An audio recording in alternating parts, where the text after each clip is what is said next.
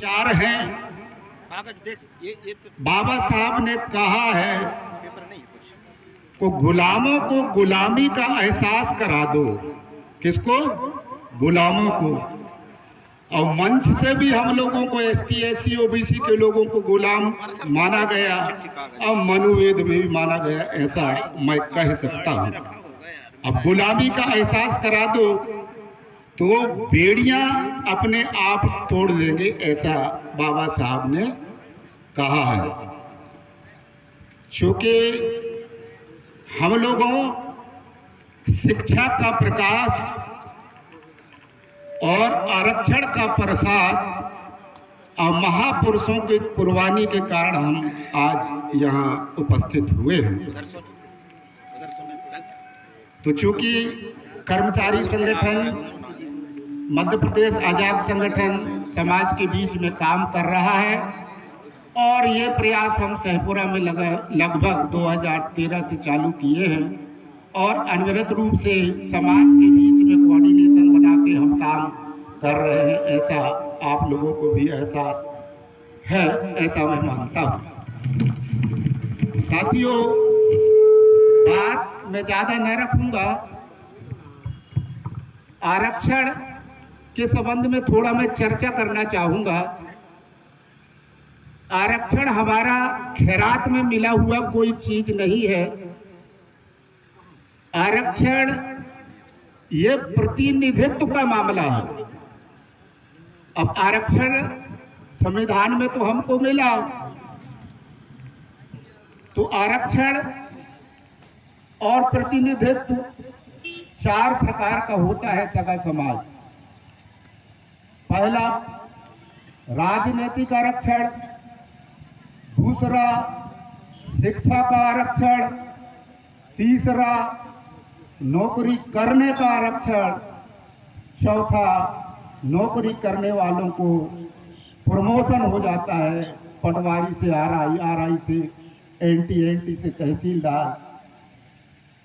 तो चार प्रकार के आरक्षण हम लोगों को मिला है। संविधान के अनुच्छेद 330 और 332 में लोकसभा और विधानसभाओं के लिए आरक्षण है और संविधान के 15(4) में शिक्षा का है साथियों और 16(4) में नौकरी के लिए आरक्षण का प्रावधान है। चूंकि हम लोग कर्मचारी हैं, रिजर्वेशन में आए हैं, दुख इस बात का है कि रिजर्वेशन की जब बात करते हैं तो एमपी एमएलए पद से लेके सांसद तक फिर सारा ठीकरा हम लोग फोड़ देते हैं,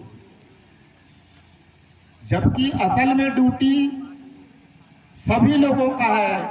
और डॉक्टर बाबा साहब अम्बेडकर हमारे बुद्धिजीवी लोगों से भी अपील किया, कर्मचारी समूहों से भी अपील किया और मजदूरों से भी अपील किया, छात्रों से भी अपील किया।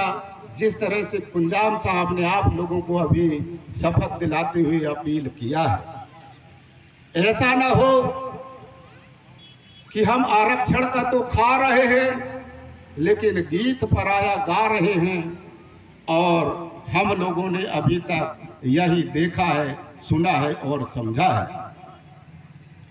चूंकि नाम हम बाबा का लेते हैं और पता चलेगा काम हम बापू का करते हैं और हम लोगों को शासक वर्गों के द्वारा केंद्र की सरकार हो या राज्य की सरकार हो, कभी हम लोगों के साथ में न्याय नहीं किया। ये बुद्धिजीवी से लेके सब लोग कह रहे हैं। चूंकि वेद शास्त्रों में यदि हम जाएंगे तो आर की लड़ाई से लेकर आज संवैधानिक लड़ाई भी हम लोगों के साथ में बहुत ज्यादा विकराल स्थिति में आ चुका है।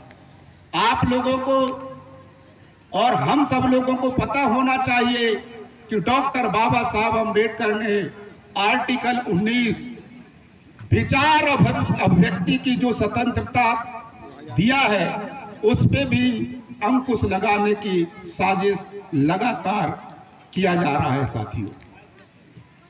चूंकि 18 मार्च 1956 को डॉक्टर BR अम्बेडकर आगरा के मैदान में समाज को संबोधित करते हुए शेड्यूल कास्ट फेडरेशन के सम्मेलन में बड़ा व्यथित होकर बाबा साहब ने कहा था कि मुझे तो मेरे समाज के पढ़े लिखे लोगों ने धोखा दिया है, और आज वही चरितार्थ पूरे हमारे ST SC OBC के समाज में दो वर्ग का निर्माण हो चुका है साथियों।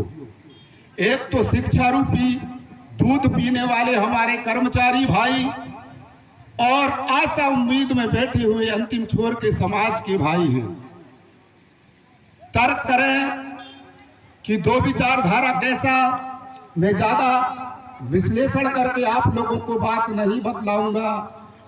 विश्लेषण यह है कि ये पीली क्रांति के माध्यम से गुणवाना आंदोलन वालों ने समाज में सामाजिक सांस्कृतिक जागरूकता फैलाने का जरूर काम किया है, और उसका परिणाम है समाज को लाभ मिला है।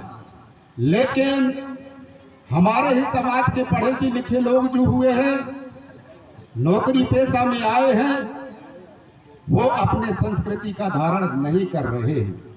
बाबा साहब की प्रतिज्ञाओं की यदि हम बात करते हैं, उस बात में 22 प्रतिज्ञा है, और 22 प्रतिज्ञा में जैसे बाबा साहब अम्बेडकर ने कहा था कि मैं तो हिंदू धर्म में पैदा हुआ, ये मेरी बस की बात नहीं है, लेकिन मैं हिंदू धर्म में नहीं मरूंगा, ये मेरी बस की बात है। वैसे ही हमारे अंतिम छोर के समाज के जो पंडा पुजारी धर्माचार्य हमेशा शिकायत करते हैं कि हमारे संवर्ग के पढ़े लिखे कर्मचारी जो लोग हैं, ये 3 संस्कारों में वही आरक्षण का खाएंगे और गीत पराया गाएंगे, ऐसा देखने सुनने समझने को मिलता है। और रही बात, अंत में मैं आपको यही बताना चाहूंगा कि जयंती और बलिदान दिवस मनाना हमारा मकसद नहीं होना चाहिए। किसी मकसद को पूरा करने के लिए कार्यक्रम करना चाहिए। और बहुत सारे जगह में एक नई प्रथा आया है, बाबा साहब का बढ़िया झांकी बना लेते हैं, डीजे लगा लेते हैं, ढिचिंग ढिचिंग नाच कूद लेते हैं। लेकिन बाबा साहब ने हम लोगों को क्या निर्देश देके गए, इस बात को भी हम लोगों को जानना पड़ेगा। तो चूंकि हमारे समाज के ST SC के जो कर्मचारी भाई हैं, एक काम कर ले, कुछ न करे, जिस गांव में मूल निवासी प्रमाण पत्र जहां का बनाया है, और अपने नात रिश्तेदारों में अपने सामाजिक व्यवस्था का यदि सुदृढ़ीकरण कर ले, तो मैं